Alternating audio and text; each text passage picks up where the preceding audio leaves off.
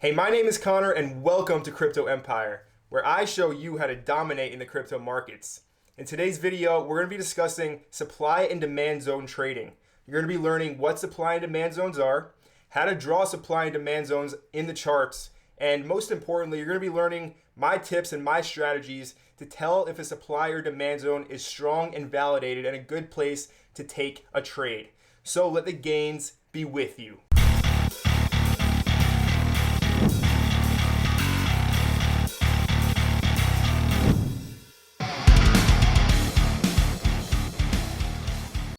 Welcome to Crypto Empire. Before we get into this video, I just want to give a shout out to every single one of my subscribers out there from all over the world for supporting me and supporting this channel. If you haven't already, join the free Telegram group because I got something special planned for a 500 subscriber giveaway and you need to find out the details in the Telegram group. So go ahead right now before we start this video and join the group. Link is in the description.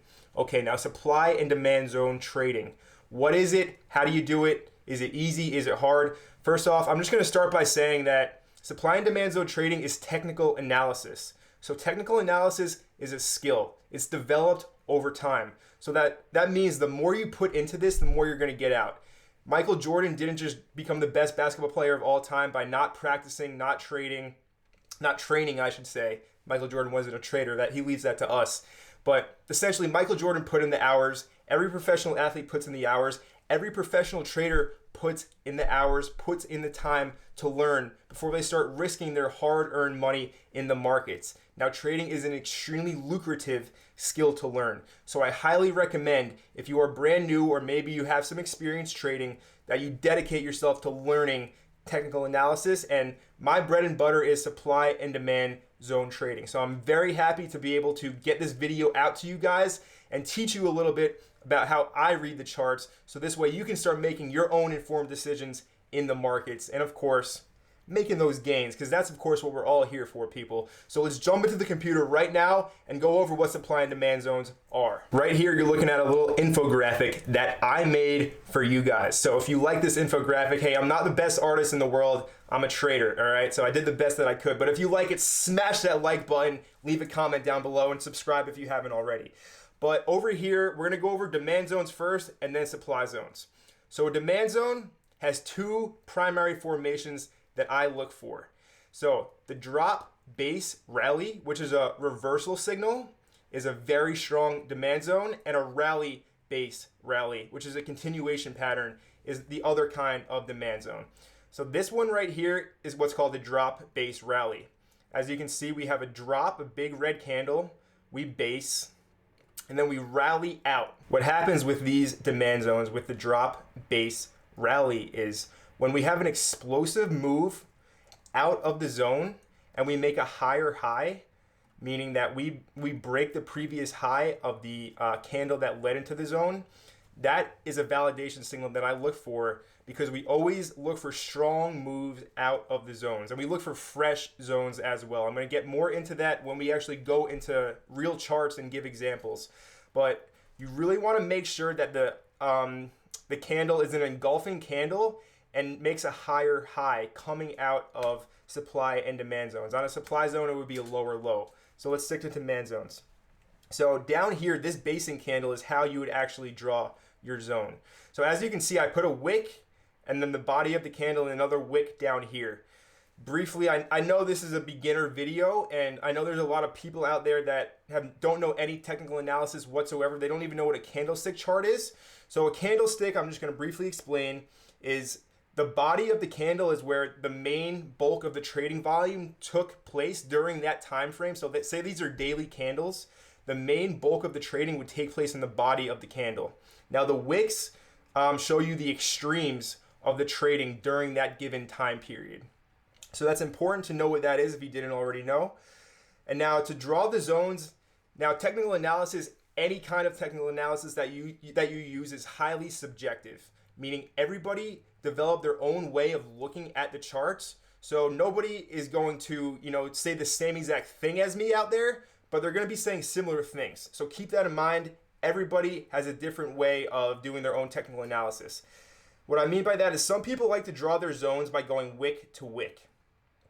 So they would draw the top of the highest wick to the bottom of the lowest wick as their demand zone. Now, when we jump into the charts, you're gonna see that price loves to test these high wicks in demand zones, and a lot of times it will absolutely explode out of tapping a wick. But I like to put my stop loss underneath the zone, and usually when we place our entry such high up, it leaves such a large margin for risk reward that I don't necessarily look to take those high of risk. I just want to draw a long position on the chart. Let's say we had our entry up here. We would have to put our stop loss underneath that lowest wick. And then obviously we always go for 3-to-1 risk reward trades. We want to make sure that our winners always cover our losers, and even if we have more losers than winners, it doesn't matter because we manage our risk and make sure we have 3-to-1 trades. So technical analysis is the easiest part to learn with trading. Second to that comes risk management. Risk management isn't necessarily hard, but it is the most important part of trading, especially if you are trading with leverage. If you don't know how to manage your risk, there's a very good chance that you'll just blow up your account because you take too high of a risk, the market goes against you, and you get wiped. That's not what we want. At Crypto Empire, I do not condone that kind of behavior. We trade to last in this game. Trading is a game, and you can literally lose in one trade if you don't manage your risk. So keep that in mind. 3-to-1s, take your winners, let your winners run, cut your losers, nip it in the bud, move on to the next trade. So you want those 3-to-1s. And like I was saying, if we put our entry such high up in the zone, that means that we would have to take profit at a higher level in order to ensure that 3-to-1. So I usually like to put my entries towards the middle of the zone. And I do this because it leaves a better risk reward ratio for me. And this is just the personal way that I like to do things. So how I draw my zones is I like to draw my zones from the highest part of the body to the lowest wick. You're always going to be drawing your zones to the lowest wick of the candle. So drop, base, rally, that is your first pattern, your first candlestick chart pattern for a demand zone. Now the other one right next to it is the rally, base, rally. And now this is a continuation pattern, and price, we're going to show you in the chart, don't you worry, but price loves to test both kinds of demand zones. And how we would draw this zone is we would take, again, I use the body. Some people like to go wick to wick. That is up to you to learn. So I like to take the highest body to the lowest wick, and this would be my demand zone. So we have a rally, we have a base, and then we have a strong move out, creating a higher high. And I know that here, this basing pattern, this is an institutional order block. This is the footprints of the big market makers. They leave these orders behind, and it's essentially a bunch of orders waiting to get hit. And when price drops back into that zone, it doesn't happen every time, of course. Trading is a zero-sum game, meaning there's always one winner and one loser. Our goal is to win more than we lose. And if we do end up losing more than we win, at least we manage our risk so that our winners cover our losers and we're still profitable traders. That is the end game. You want to become a profitable trader. And in order to do that, like I said, you need technical analysis, you need risk management. And now the most important part of trading that I didn't actually mention is actually managing your emotions. Because when your money is on the line, especially if you're using leverage and you're new and you're inexperienced, there's a good chance that you're going to let your lizard primal brain talk you into doing stupid things. Because when human beings are under stress, our IQ literally goes down. We become dumber. So you need to make sure that you can manage your human emotions and not make any rash decisions when you're trading in the markets. Because otherwise, you know what happens. You make stupid decisions, you lose money. Nobody likes that. So keep that in mind, manage your risk, and most importantly, the most important skill of trading is managing your emotions. That takes practice. That takes putting your own money into the market, trading, getting your own experience. I started trading 4 years ago in the commodities markets. I had a mentor. I'm very grateful and thankful for him because he really showed me the ropes. He showed me supply and demand zones when I was brand new, and it just never left my brain. Like I said, this is a skill that you take with you for the rest of your life. So if you are serious about making money trading, well then you better take learning this seriously because it can really change your life. Once you get good, trading is without a doubt one of the most profitable. Can't really call it a hobby because this is serious. It's a game. There's a winner and a loser. Who do you want to be? You want to be the winner. That's why you're watching Crypto Empire. That's why you're subscribed to the channel. So manage your emotions. Very, very important. Now we're going to go over supply zones. So the two formations for supply zones are rally, base, drop, and drop, base, drop. So supply zones we short. I should have mentioned this earlier. Supply zones we short. Demand zones we look to go long. So how we would draw this supply zone, you guessed it. We take the body to the highest wick and we leave that as our zone on the chart. Okay, very, very simple. And now for your drop, base, drop, the continuation pattern for a supply zone, we of course take the lowest part of the body to the highest part of the wick because it's a supply zone, and we would draw our zone just like so. So this is the basics of supply and demand zone trading. This is the structure that we look for in the charts. I suggest that you take some notes, remember these chart patterns because you're going to see it play out time and time and time again in the market. Like I said, these are institutional footprints. This is where smart money has their buy orders, the market makers. And if you can read the charts and find out where they have their orders, well, then you're golden because you can trade with the big boys and, of course, make that big boy money, which is what we are all here for. Okay, so now we're looking at the Bitcoin price chart on a daily, and I'm just going to look and show you guys examples of supply and demand zones in the chart so that you can get a better idea and better understanding of how I trade these zones. So right off the bat, my eye goes towards this low wick, and I can see that there has to be something here. Now, it's important to change time frames when you're looking at supply and demand zones. We're on a daily right now. So candlestick patterns or candlesticks, so one candle represents one day. So we can break that down to a 4-hour, and then we're going to be able to see more detail of what's happening within the charts. This is very important. So now one candle is representing a 4-hour time frame. So it's really something how well supply and demand zones work. So right here, this would be a demand zone. How so? Why is it a demand zone? Because we have a strong rally, then we have this one basing candle, and then we have a strong move out, creating a higher high. This strong move out creates a higher high than this wick. That's how I know that this is a solid demand zone. It's very important that that candle leading out of the zone creates that higher high. So how I would draw this zone, like I said, some people like to draw wick to wick. If you do draw wick to wick, then you would take this highest wick here, and then you would take it to the lowest wick. And you can see how well that worked, where when price left the zone, it came, touched it once, bounced, then it dropped back into the actual zone of this candle, and then exploded out, and then we had a pretty large uptrend. And then down here, price came, tapped the zone, bounced, tapped the zone, bounced again. Let me just move this chart over, and price again came back into the zone right here. And this would have been an amazing trade opportunity if you did take this one.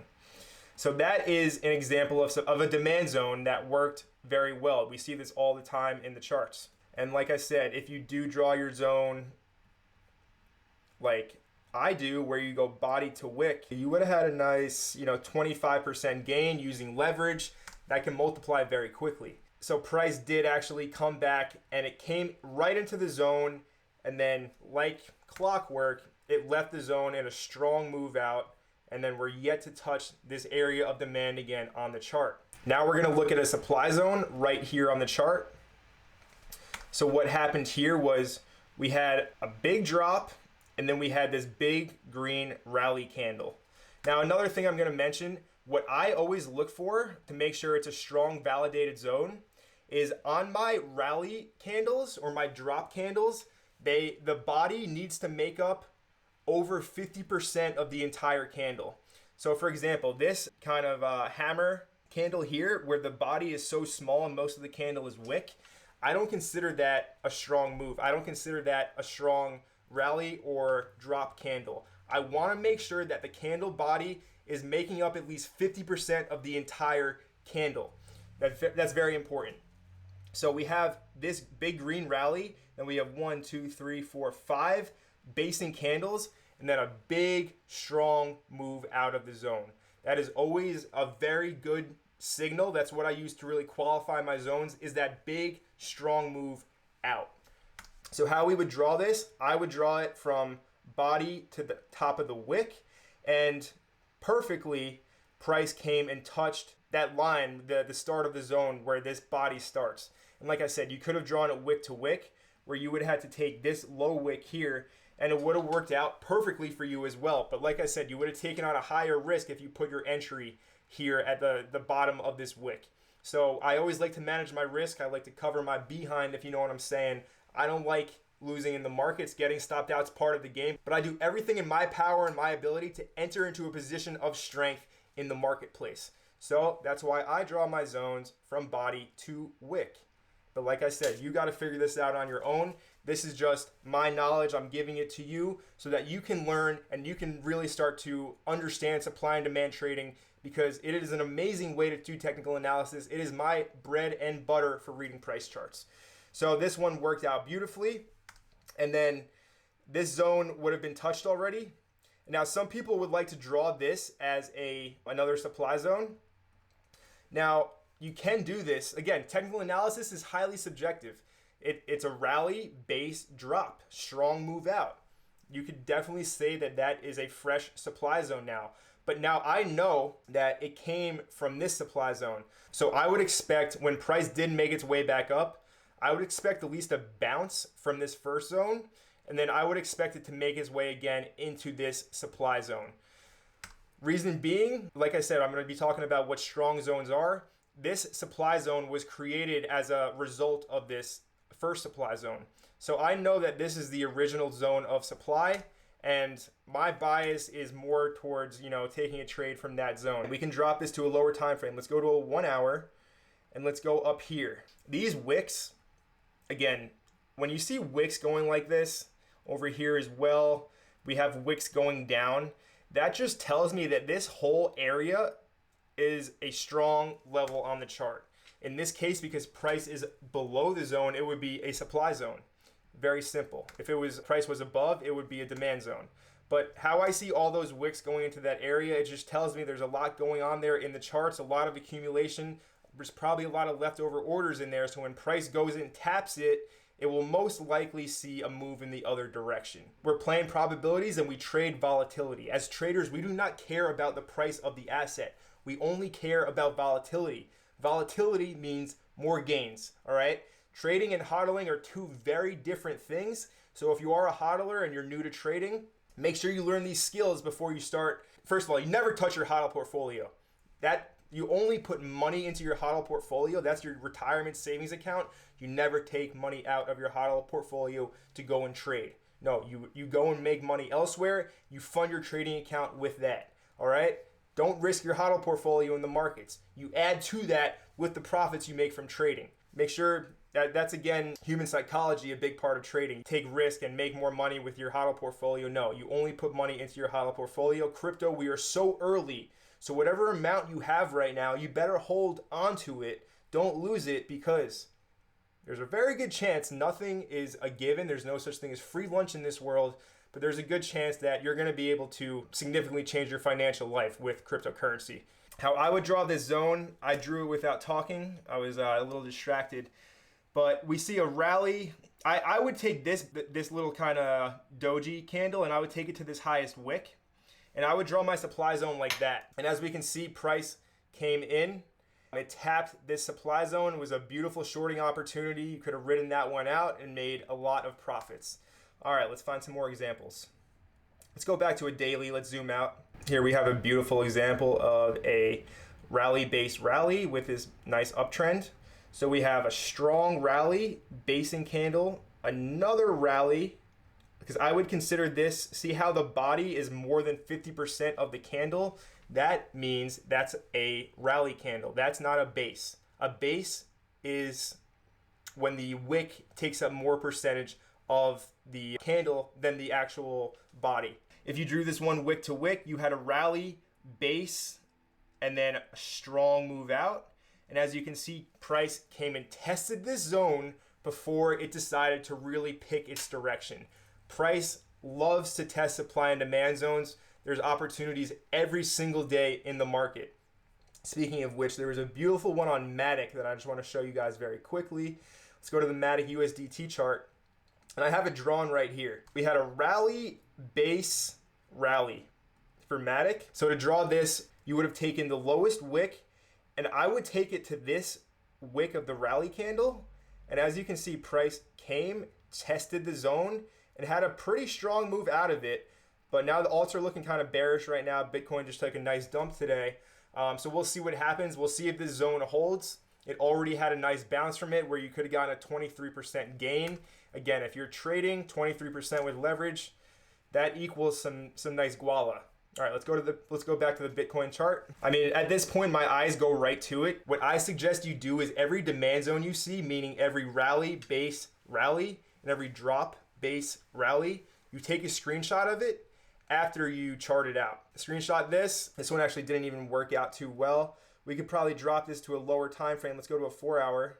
And now on the 4 hour, this looks a lot better because what I see is a rally, I see a base, and then I see a huge explosive rally out of the zone.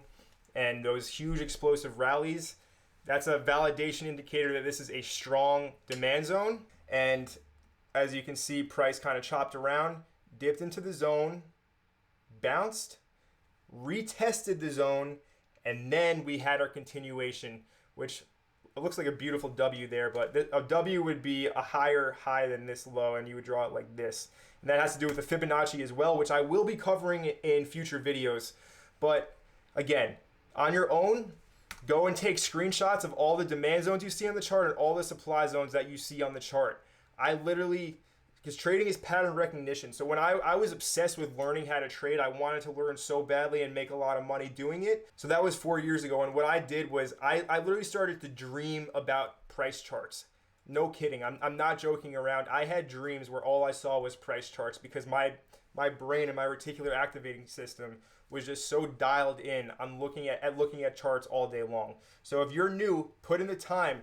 Study these charts, get your pattern recognition down in your brain because you're going to start to pick these up like clockwork looking at the charts. You're going to be able to spot supply and demand zones in no time at all if you put in the time. So again, rally, base, rally, strong demand zone. Down here, we can see we have another demand zone. We have a rally, a base, and a strong rally. And what did price do? It had a huge move down. I think that, yeah, this was, I remember this day. I told my family to buy Bitcoin on this day, and they didn't listen. They waited until it was, 30K to start buying. But I remembered it. I literally said to them, this could be the last time you could buy Bitcoin under 20K. They didn't listen. What happened? Price dropped right into a demand zone, had a strong reversal out. And this is the W pattern I was just talking about, actually. It's a beautiful one. Price came, made a lower low, rallied, and then made a higher low and created a beautiful W on its move out. And just briefly, if we take our Fibonacci, we can probably see that this is a 78.6. Yep, 78.6. And price went and rallied hard. We will probably never see Bitcoin down at 16K ever again. Shout out to everybody who took this W trade in this demand zone. But yeah, demand zones, they work beautifully. Let's look for another supply zone. Okay, here's another beautiful example of a supply zone. You have a nice strong move in, a nice rally. You got these two nice basing candles where the body's making up less than 50% of the entire candle. Then you have a strong move out of the zone. And of course, it dropped right into a demand zone right here. Price loves to play ping pong between supply and demand. That is how the market makers kind of make the market. That's how they make the market move. It's literally ping pong. Demand zone, supply zone, demand zone, supply zone. Once you can pick this up, it makes trading relatively simple once you master your human emotions.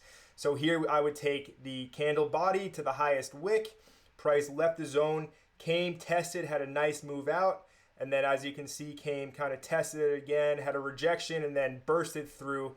And this candle here was actually the Elon Musk news. And obviously a supply zone cannot stop Elon Musk investing $1.5 billion into the market. So it's really important that you pick fresh supply and demand zones on the chart because these work best for your trading. Supply and demand works on all time frames. You can go down to as low as a 5-minute chart and trade supply and demand.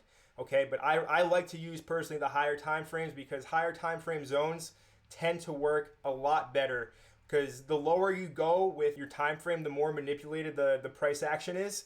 So I like to zoom out. I like to stick to the 4-hour, but I will drop to, the 1-hour chart to really validate a zone and drill in and see exactly what's going in there. But this is only a beginner video. I just wanted to cover what supply and demand zones are so that you can get a better idea and start trading on your own.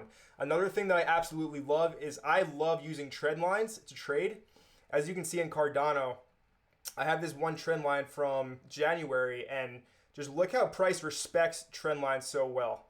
Bounce, bounce, bounce, bounce. Again, trend lines work very well for support and resistance. Price respects zones, and price also respects trend lines. We're not going to be going deep into trend lines in this video. This is a supply and demand zone video and a basic overview. There's so much to talk about with this. We can literally talk about it for days. So I just wanted to cover the basics, give you an idea of how I look at the markets, how I read my candlestick charts, how I do my technical analysis. And again, as traders, we love volatility. We don't care about the price of the asset because that doesn't mean anything as a trader. We take margin using the exchange, we open our positions, and the price of the asset is irrelevant. We're just trying to capture these moves in volatility. Like I said, prices like ping pong, supply zone, demand zone, supply zone, demand zone. Once you pick this skill up, you're going to be so much more confident in your trading. So I highly recommend that you dig deep, start to study, start to learn, and you will reap the rewards. But my name is Connor from Crypto Empire. I hope you learned something new in this video. I hope you got something out of it, and we'll see you in the next one.